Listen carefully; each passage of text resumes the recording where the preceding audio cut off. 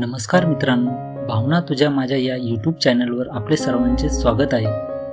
मित्रांनो, आज आपण घेऊन आलोय अशी एक कविता जी प्रत्येकाच्या आयुष्याशी संबंधित आहे. आयुष्याशी संबंधितच काय तर आजची कविता ही मुळात आयुष्यावर आहे. कधी असं वाटतं का आयुष्य आपल्याशी काहीतरी बोलतंय, कधी हळुवारपणे तर कधी जोरात धक्का देऊन.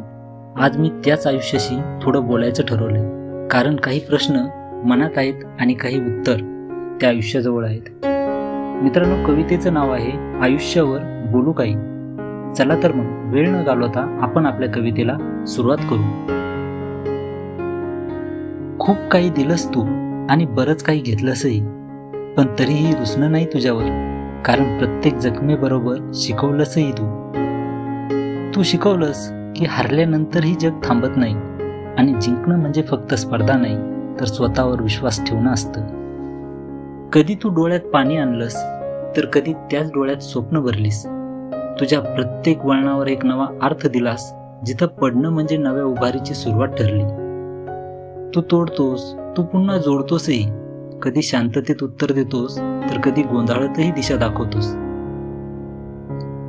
तुला राग येतो कारण तू प्रेम करतोस. तू कठोर वाटतोस पण आतून खूप कोमल आहेस. आयुष्य तू खरंच एक न समजणारं कोडं आहेस, पण तुझं प्रत्येक उत्तर अनुभवात सापडतं. तू घेऊन गेला काही आपले, पण त्यांच्याच आठवणीने जगायलाही शिकवलंस. तू दाखवलंस की सोबत नेहमी नसते, पण त्यांच्या स्मृती कायम स्मरणात राहतात. कधी पावसासारखं शांत भिजवलंस, कधी वादळासारखं झोडपून काढलंस, पण शेवटी प्रत्येक वेळेस अधिक मजबूत केलंस, अधिक जिवंत केलंस. आज वाटतं तक्रारीपेक्षा आभार मानावेत तुझे, कारण तू दाखवलंस की सुंदर क्षण हे साठवायचे असतात आणि दुःख फक्त समजून घ्यायचे असतात. तू दिलीस ओळख स्वतःशी, तू शिकवलंस जगाशी नाही मनाशी जगायला. म्हणूनच म्हणतो, काही बोलायचं असेल तर आज तुलाच सांगतो, धन्यवाद रे आयुष्य. तू रडवलंस, तू हसायलाही शिकवलंस. तू हरवलंस पण सापडण्याचा अर्थही दिलास. तू घेतलंस बरंच काही आणि दिलंसही खूप काही. अनुभव, माणसं, स्वतःचं अस्तित्व. धन्यवाद आयुष्य. मित्रांनो, आशा करतो की तुम्हाला ही कविता आवडली असेल, कारण आयुष्य म्हणजे फक्त जगणं नाही तर प्रत्येक क्षणात स्वतःला ओळखणं आहे. आज मी शिकलो की आयुष्यावर रागवायचं नाही, त्याच्यावर प्रेम करायचं, कारण तेच आपल्याला घडवतं आणि तेच आपल्याला उभारतं.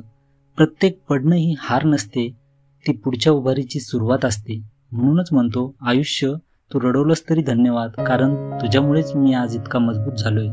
आशा करतो मित्रांनो की तुम्हाला ही कविता आवडली असेल.